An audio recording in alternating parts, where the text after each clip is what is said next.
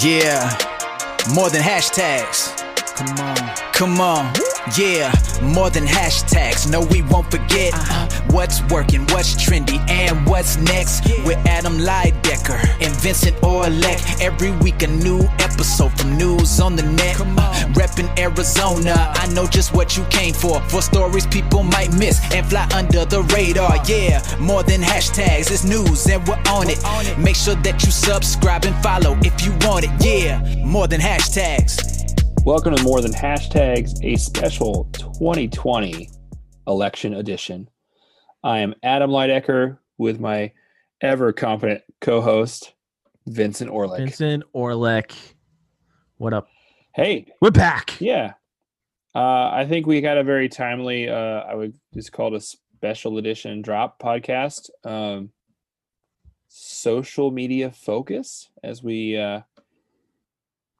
go into an election. While this episode may not be super evergreen, by the time you listen to it, the information is always evergreen.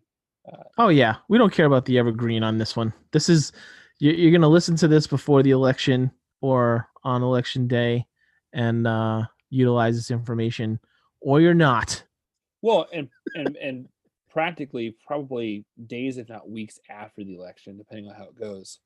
But we're sitting there and talking this week and thinking, like, what do we follow? What do we follow on social? What to look out for? And just practically, what are these social media sites doing to protect misinformation and inform us? I'm trying to think what year it was. Maybe it was the 2000 election. I'm not quite sure. No, it couldn't have been that late. No, actually, it was probably 2012. Yeah, it was 2012. I remember I didn't even live in Arizona yet, so I remember having my laptop, the TV, my iPhone. I remember because it was like the first iPhone. I had them all up, so I had all these different sources of information trying to stream at the same time to figure out what was going on. And now it's probably worse. But there's a lot. I mean, obviously, we see it every day. There's a lot of just places and misinformation and some accurate information worked in. There's a lot of places to get this information. So what we wanted to do was talk about and provide a little bit of a guide as to where you may or may not want to follow. But most importantly, I mean, you've heard this a million times if you've been paying attention, going into everything this week and election day and night and after, especially, be aware of what you're reading, be aware of what you're sharing. Don't do the blind share. That's not recommended during this time. Read the actual article or content, whatever that may be that you're sharing, please. Make sure it's accurate. Over question it if you have to. Sign off social media if you need to. Well, yeah, of course, but most people won't. I mean, people won't do it. I think what you said is really important. Like, election misinformation has been with us. It's going to continue to be with us. It's very easy to create this stuff that looks super plausible. In the ridiculously fast pace of election night, it is so easy to see a graphic or see this news report that might not even be from that night. But this misinformation may spread, and it's made in such a way that's easily shareable. That's the point. So I think last week we talked about just if you see something that's, they say too good to be true or too fake to be real, quickest way to do is go to like Google News and see if it's across a wide variety of trusted sources. The first thing you can do is just look at the URL and see if it's like is it like US Patriot Moms #1.com? Probably not the right, probably not. Or if it's like one that looks like Des Moines freedomregister.com, like more than likely that's the other thing too, is they come up with these URLs that look close enough.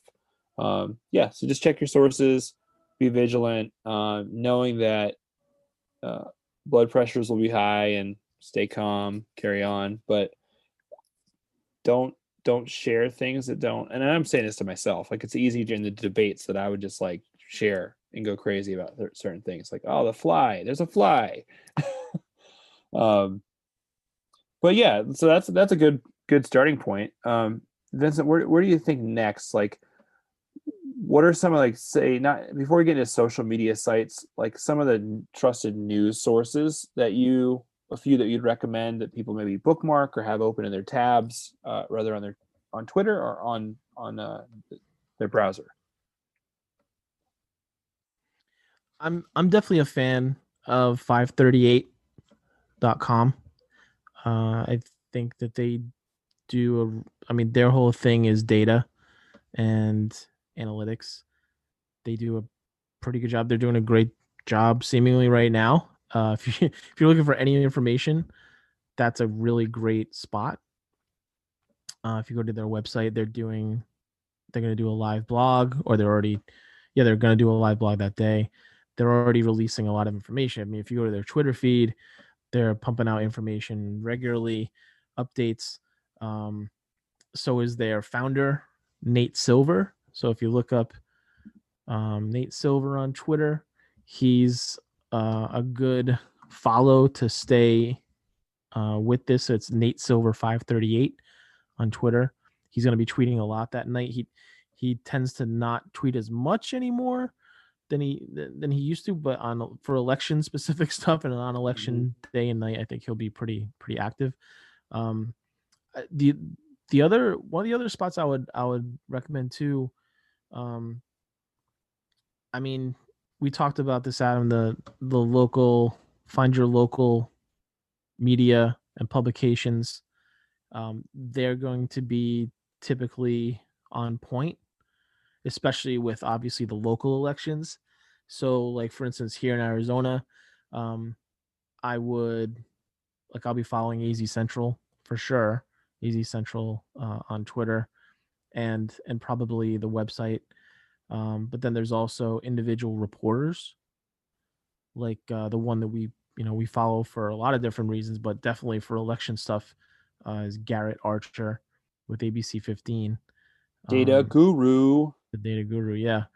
But like typically He's every on point. publication has someone on staff on social. Yep.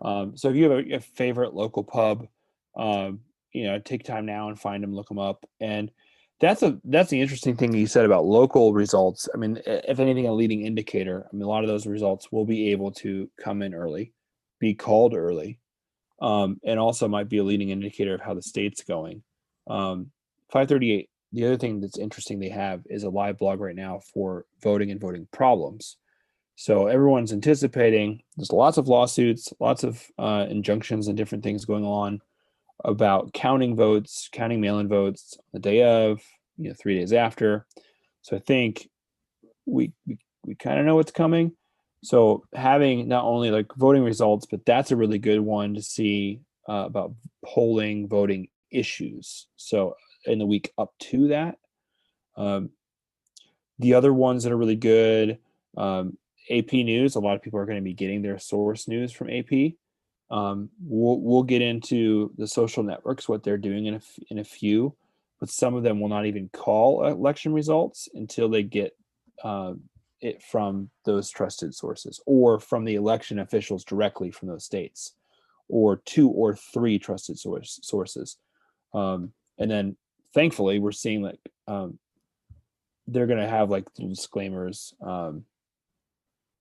That was a concern of ours, is every time you watch network news, it's every network trying to chase each other to call it first. And on election night, yeah. On election night. I mean, and that's we always hear too close to call, too close to call. I think the phrase this year is counts are still being voted.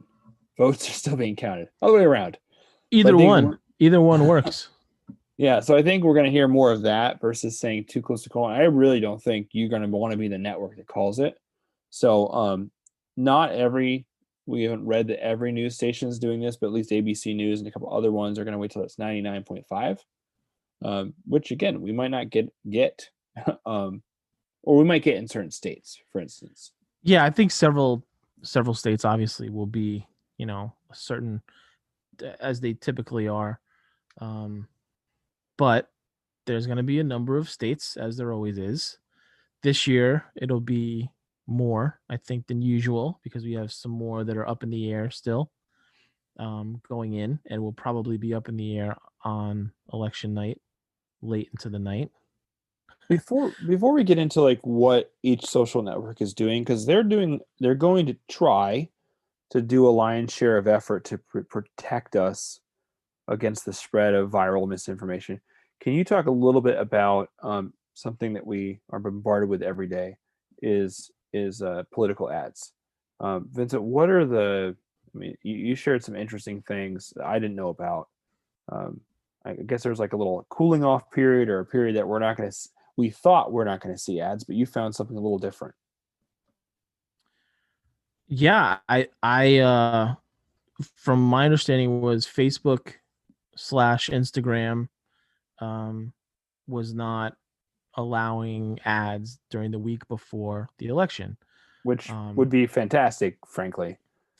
Right. I mean, and of course, but that's not entirely true. What they're doing is they're not allowing any new ads as of now. So we're recording this on Tuesday the 27th.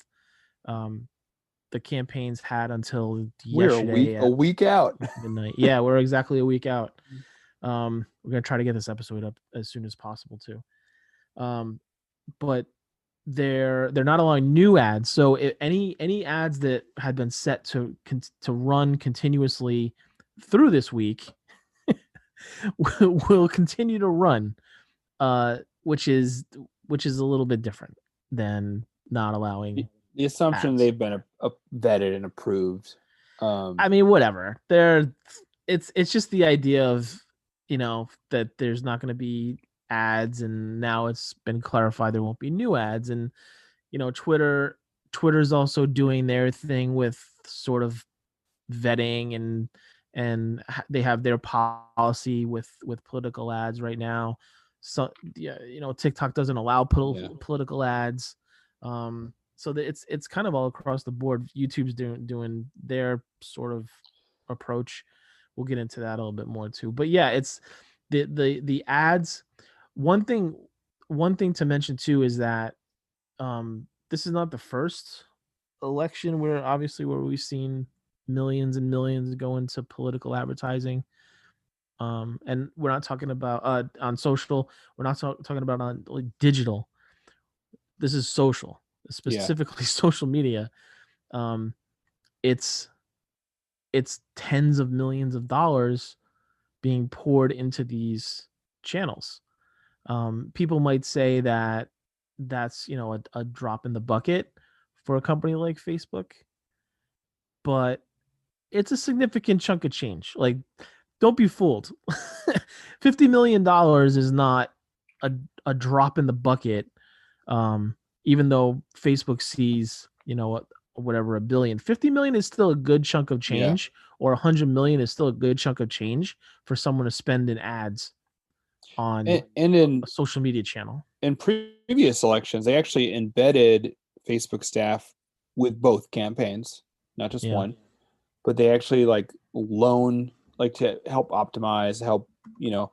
I wouldn't be surprised if you know, both campaigns have Facebook staff embedded with them. So yeah, it's a big deal. But also, I think, so there could be an October surprise. There could be a false October surprise. It's very easy to say, hey, there's already been 50 October surprises. You could say I found somebody's diary, you know, in deep state Georgia, and the diary said, you know, I'm being facetious.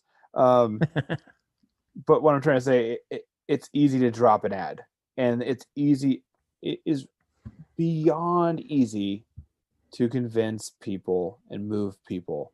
Sometimes I even wonder, like through Cambridge Analytica, that hack and all that, if I might have been swayed in some way in the 2016 election, if I saw these ads and it swayed me. I wonder often, like, but also a lot of people think like, oh, it's just an ad like you see on TV, but it's not. The article you share with me about how many data points politicians have on us, Vincent and I could be getting, radically targeted ads just to us. Like there might be 15 data points about me and 30 about him. We might get 2 different ads. You want to talk about that a little bit? Because I don't think people even know. There's really not, in my opinion, other than legislation, there's really nothing we can do to secure our data at this point. And there's really not those. But Don't right now, exist. it's literally being weaponized against us because it's out there. Yeah, it's scraped from different places, and social media is part of that, but it's not limited to that. It's different voter rolls.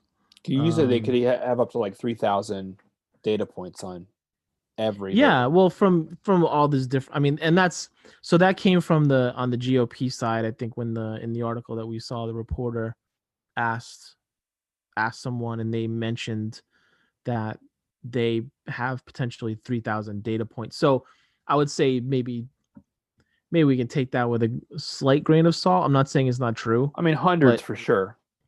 Oh yeah, it definitely could be 3,000. It could be multiple thousands. It was just kind of a funky number. Yeah. For someone to spit out, like, but they're pulling that from. I mean, a data point. Data points are big and small, right? I mean, it's dang it. They know I liked that Matchbook 20 album back in the early 2000s on Facebook. Yeah, and that's telling them how you're gonna vote. Oh man. Well, I mean, so in some ways, I think like if they're not allowing new ads, that's a good thing because that data can be used against us. I know personally, like, I don't think I've signed up for anything. I do know I signed up for some things, and I get those emails. The amount of text that I get that, they don't even identify themselves. I probably get 20, 30 texts a day. So more than likely, they're probably also sharing those data records as well. For sure. Yeah. And that's what they mentioned. They were saying how even politicians that were trying to pay off their debts and bills from the campaign. Oh, okay. Like they were in the primaries and they didn't make it. So they share the data. They paid for it. Sell the data. Yeah. Or they gathered it. I mean, however they gathered it. So yeah, I mean, they each have, look, it's been documented 2016. We know how the Cambridge Analytica situation went down and all that stuff was gathered. And I mean, don't think for a minute that and more is not happening this time through in some different ways. We'll learn about it in a year. That's when we'll find out this happened. Some whatever such and such happened, and no, what a shame. Like, yeah, that's the world we live in. It's like we should do another episode just on the social dilemma because I have opinions on the social dilemma. Well, it ties into that. That means I'd have to finish it because I couldn't get through it. Because I was like, it's too Black Mirror for reality. It's Social Dilemma is a Netflix documentary. If you guys haven't seen it, yeah, it's watch it and with like, I don't know what the phrase would be, but any documentary is filmed from a point of view. So. It's not even a documentary. I wouldn't even call it a documentary. It's definitely not. It's like a docudrama. Yeah. At best, it's actors and they're just kind of. It's Lifetime movies meets The Great Hack. Yeah. Yeah, The Great Hack was much formative, much more. I mean, whatever your opinion is of it, it actually had like the actual people talking about what actually happened, and their motives are another story. But it was like this is the stuff that they were part of and actually helped make happen. Anyway, we're getting off on a tangent. So let's talk about what each network's going to do. But before that, there's maybe another cautionary tale. Do you think that social media data can predict the winner? Because without a doubt, I'll get a text, oh, so-and-so is trending. Oh, on Twitter, it says more trending than this person, or mentions or follows. I mean, so, there was an article that we talked about that we didn't feel was that great. But like, I just want to get your take, and maybe it's a cautionary tale. Yeah, there's some data that can certainly help. I mean, as you and I talked about, the article we happen to see was, I don't know if the article itself was kind of clickbait because it didn't really, number one, it was, so I mean, I have no qualms. It was in social media today, and it's the article called "Can Social Media Data Predict the Winner of the 2020 U.S. Presidential Election? A Look at the Latest Trends." So let's fit as many keywords into the headline, by the way, as we can to get it trending or seen. They based a lot of the author based a lot of the information on like Twitter buzz and engagement, and those are not, if at best they might be correlations, But they're then I'll not say, indicators. but bots, Well, or fake anything, accounts, and anything. if there's bad news for a candidate on one side or the other, within 20 minutes, a full force like bot army takes over a hashtag. Sure, but I would even say that at this point, there's bad news every day. There's bad news about both candidates essentially every day. There's good news about both candidates in their own respective worlds every day. So it's like on an engagement side, the article talked about how Biden's engagement had risen, to this level that was previously unseen, and he was like starting to catch up to Trump's engagement, or he did catch it, and it's like not that is not an indicator, as the headline asks the question, can social media data predict the winner? No. Well, engagement on social media is not going to predict the winner of the presidential election. I'm comfortable saying that. And I agree with you. Like, one, people who are going to be vocal and passionate about their candidate, they're going to be vocal and passionate online. There's a large amount of people who still keep this vote very personal to them, very private, and then larger amount of people who don't post at all about on social about it at all. So see when the votes come in. Yeah, well, and that was the other annoying thing about this piece, was that it asked this question, and there was no decision or determination or conclusion one way or the other. At the end, it said literally it's ended with, which is the best indicator of success? We won't know till early next month, but these data trends could provide some new insight into the predictive capacity of social media for election results. They asked this question, like, I hate articles like this. Thanks for I'm the sorry. click. I hate and it look, it had all these graphs and tables and stuff. It's like all it was Trump versus Biden. Here's their growth, the engagement, the page likes. Like, it's all these. How often do social media managers and people in this industry talk about vanity metrics and how little they mean? Right. This is like the ultimate exhibit. It could have been written by AI on the blockchain. It wasn't. I just put two more buzzwords in there. Yeah, you could. Yeah, you did. Fintech. Can we get fintech in there? So I think, again, cautionary tale to guard yourself. Don't exhaust yourself, because it's going to be a long night. Hopefully not, but more than likely it will be a long couple days, if not weeks. So yeah, you're passionate about local elections. You voted on those local elections, local different propositions. So I mean, that's stuff you're going to get information on.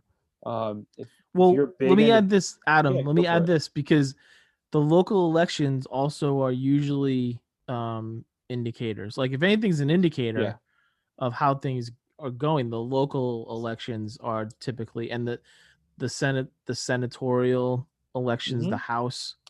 I mean, but definitely even on the local levels, mayors and representatives and local legislators for sure. So following those will inform a lot. For sure, yeah. Because if they go a certain way, one way or the other, that's, there's a referendum essentially. I really don't think it's going to be super split. It's going to be one way or the other. I feel like that it's not going to be a split thing, especially with some of these local ones, and senatorial races and that sort of a thing. Unless there's like some legal situations, and in that case, then you can 538 to track those. I think there will be, because there's a lot right now. The other ones I was just going to mention before we pivot over. Pivot's a buzzword too. Full of buzzwords tonight. We'll circle back on that topic. For my last email. Oh boy. You're going down a rabbit hole. Go ahead. I know. No, but two things we can link to this.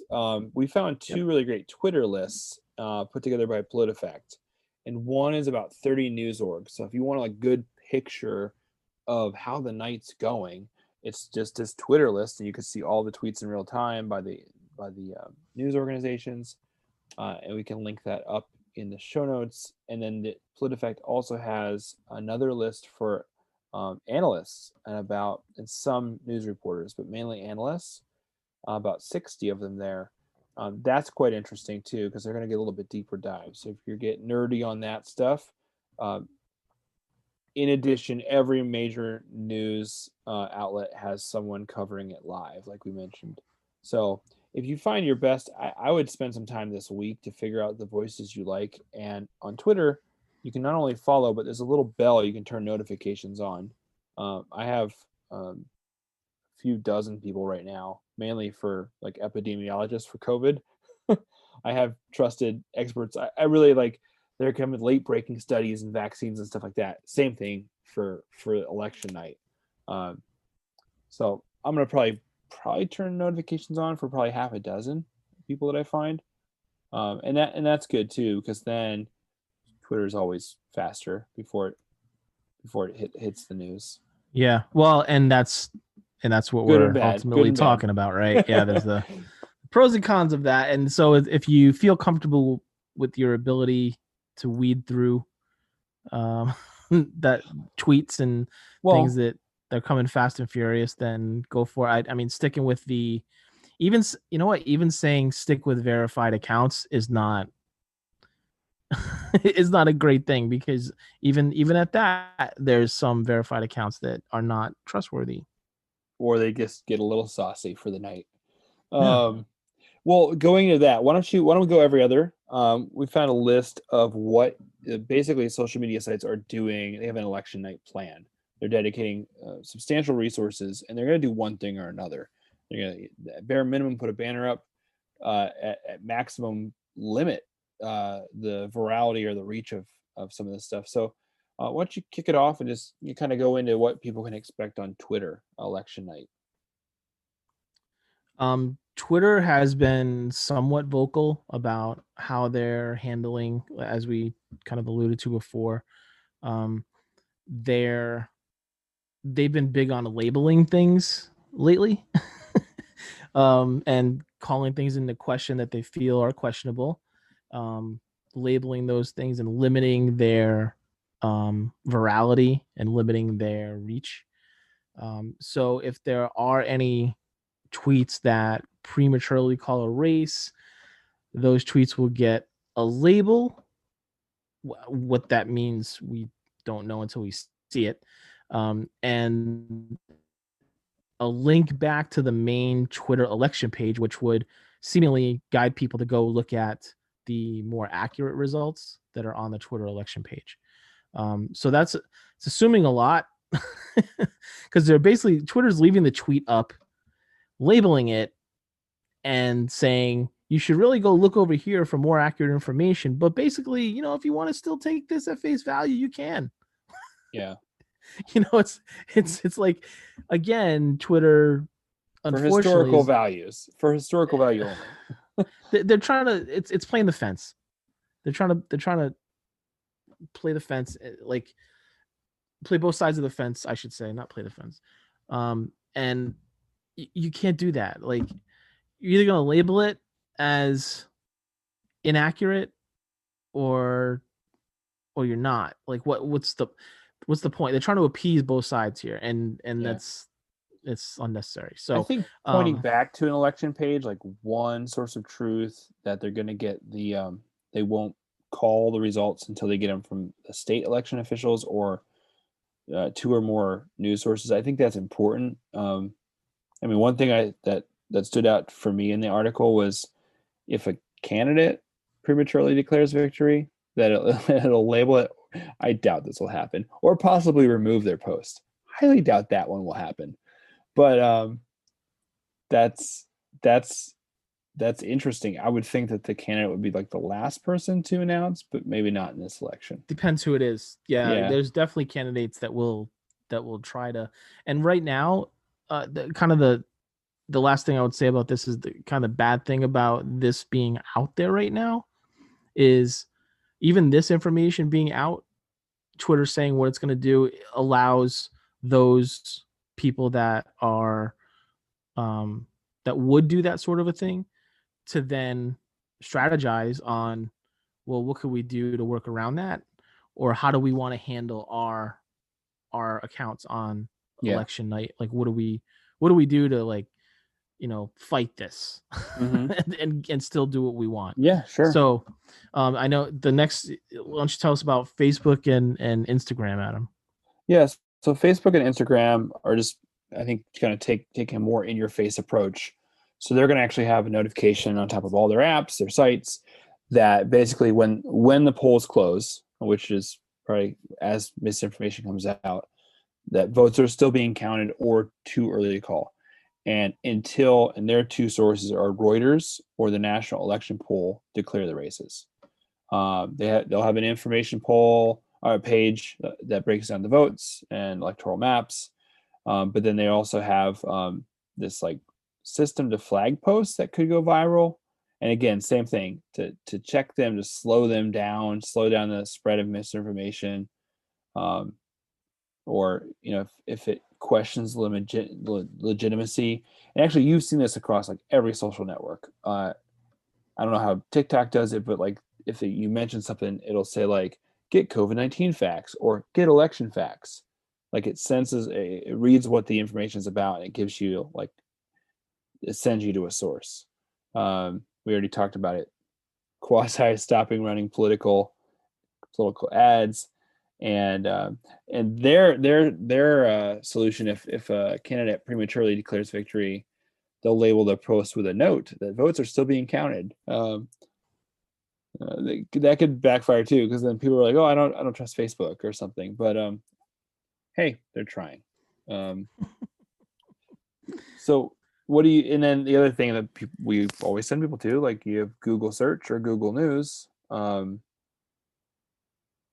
Yeah, Google, I mean, which makes sense. Google Search is probably going to be one that's highly used by most anyone, rather than, the people that don't use Facebook. They don't use Twitter. They don't use social media necessarily. They're going to go to Google potentially to find out information. So Google will show an in-depth information panel above relevant search results, and that will relay the election information from the AP. So they're just pulling it from the AP as it is. If you basically, if you follow the AP on Twitter, it's probably going to be somewhat similar, I would say. And AP but at News least when you go to Google, go ahead. No, they have their election page as well. So I mean, that's another source Yeah. you could go to. Because I mean, like you so said, Google's outsourcing theirs. Yeah, it seems like everyone's to the partnering. AP. Yeah. But at least it's like it's good, because if you go to search whatever election anywhere, any election, local too, I would imagine, it will be the most up-to-date information, whatever that is. It might be an hour old, or a few hours old, who knows. It will be there, and there'll be a map that will let you easily kind of sort through and see results for state races and the different ballot measures. The interesting thing with Google too is they're going to ban all the ads related to the election after the polls close November the 3rd, and that will probably last about a week. So they're taking a little bit of a different approach with allowing ads all up until election day and on election day, because they feel confident in their existing system, um, that is reliable in their eyes. Yeah. Yeah. So That's and kind then of why it's like, depending on, it could be potentially more of a powder keg after the election if certain ads were sent to right. distrust the results more. I did think it was interesting though that they're not going to take steps against stories that prematurely call the election. So they're going to ban stop ads, but not take steps against.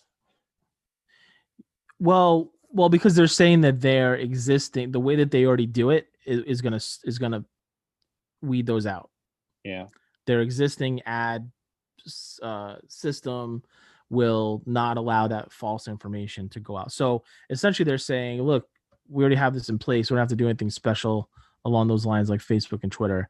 We already got it nailed down. So hey, more power to them. We'll see. And Google News, throwing that in there, they're not really doing anything like super special. There's a topic page that they're gonna have that will show election related news stories. YouTube, since they're owned by Google, I assume they're gonna yeah, okay, let's throw YouTube in there. They will not be adding an information panel on their homepage. So when you go to youtube.com, it will not be there.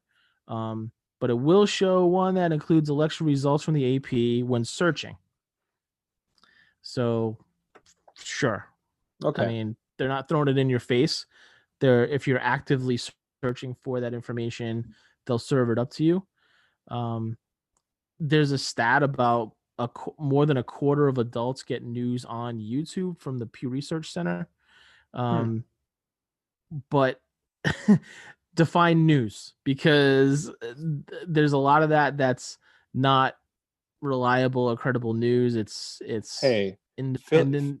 Phil DeFranco is credible news. Well, I'm not talking about him. I know. Necessarily. I'm talking about there's a lot of others. Anybody with a webcam. Pretty much. Yeah, you can go on YouTube and go live on election night and start disseminating election results. Go for it.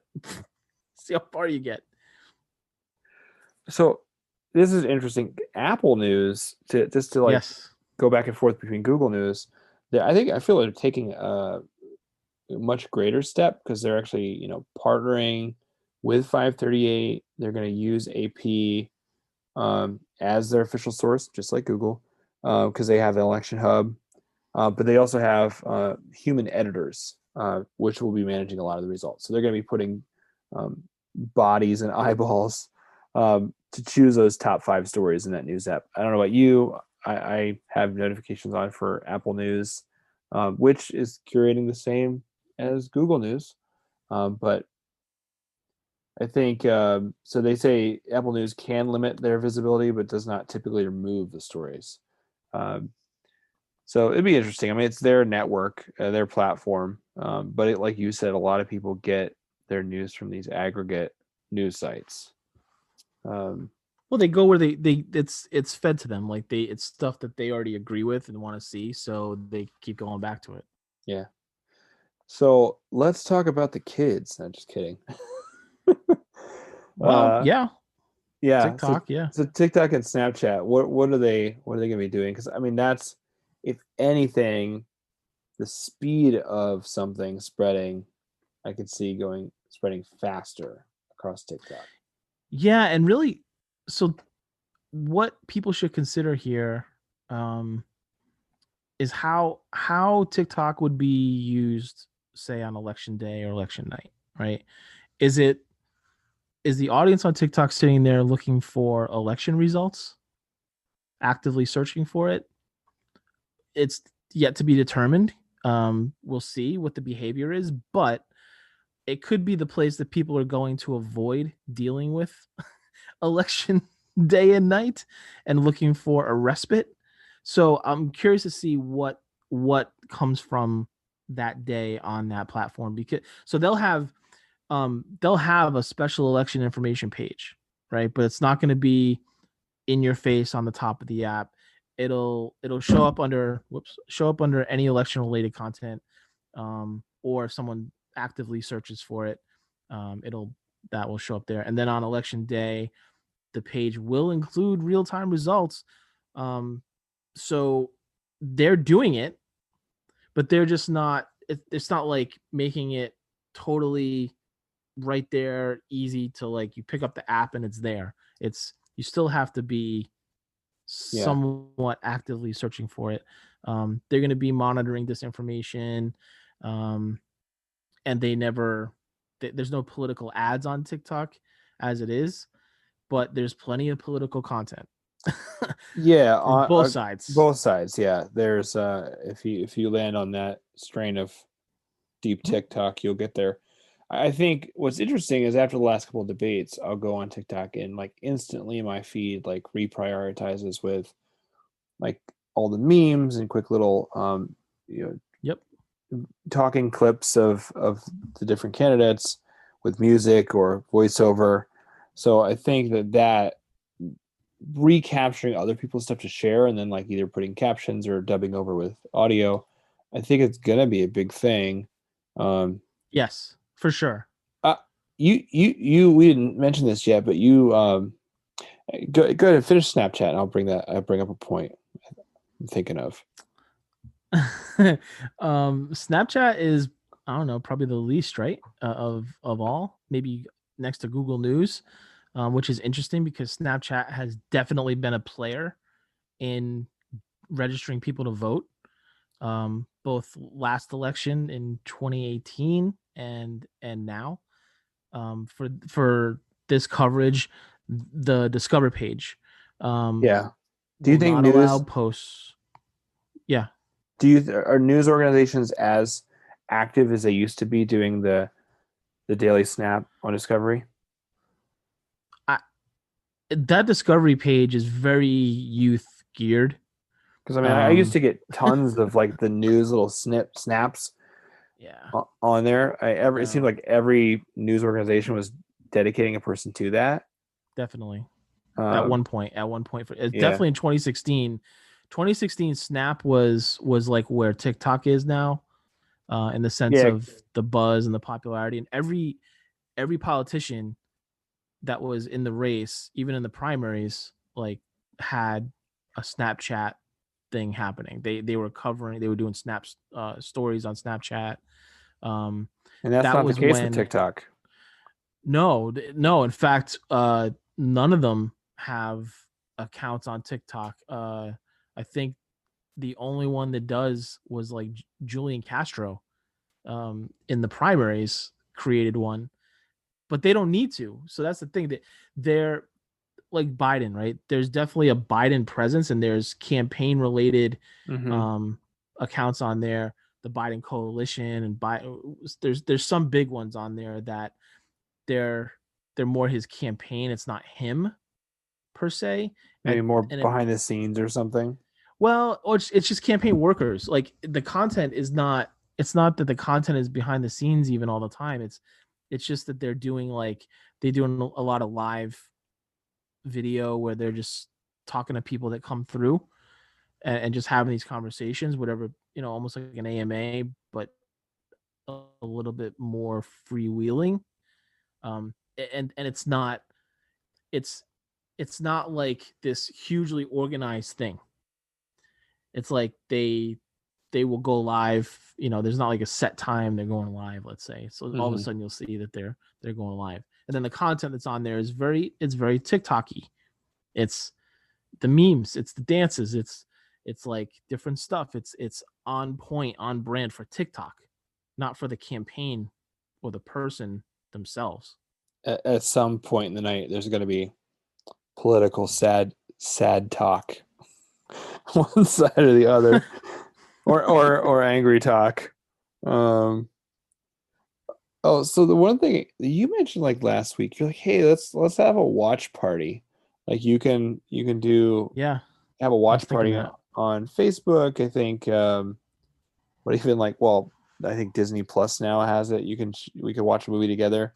Oh, well, watch a movie, yeah, but for this, it's like, and you could just go in a group and do one of those, or you could just honestly, what I was even thinking more was like Zoom, like just set up Yeah, a Zoom Zoom. and hop on. Well, I think you could do it too. Like some of the every time there's like a car chase, you send me like an ABC 15 News link on. But I'm sure you could do a watch party on one of those.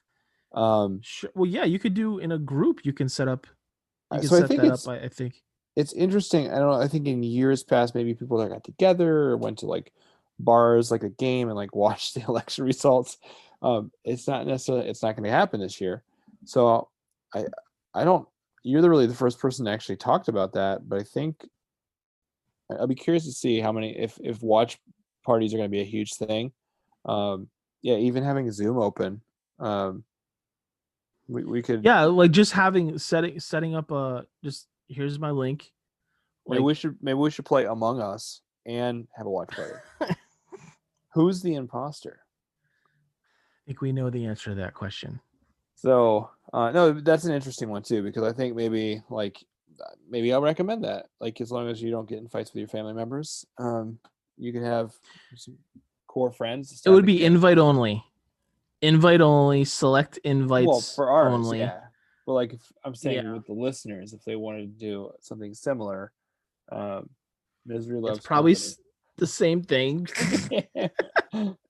People, I from my understanding across America is that there's people, within their families, you've had it, I've had it, that there is huge disagreements about all this, and yeah, I would not be inviting many members of my remaining family would not be invited.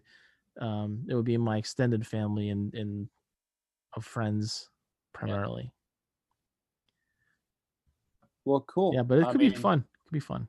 yeah. So I mean, hopefully, I think we'll be tweeting out some more as we find them. But like, I just want to give you a quick rundown of how to navigate a week up to, and then especially election night, and even the week after. Um, yeah, I think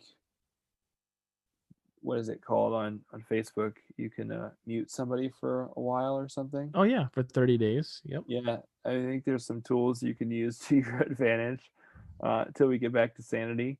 Um, I'm sure but we've been on the other end of those as well. I guarantee I've been muted by people for the last 30 days or but for I also think 30 like days.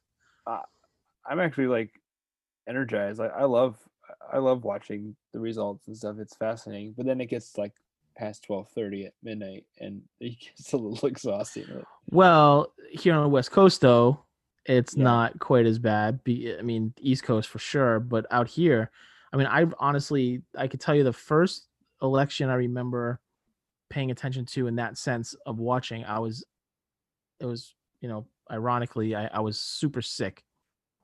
Had the flu so bad, election night 2000, and it was like this perfect storm of I was in and out of consciousness, fever, back home in Rhode Island, living in my own apartment, watching this thing was on the TV, and yes, that one obviously it went like into the night, into after 12, 1 a.m., whatever it was, and in and out of consciousness, fever dreams. Like I thought I was hallucinating. I was wait, who's the president? Wait, they said one, then the other, and I legit thought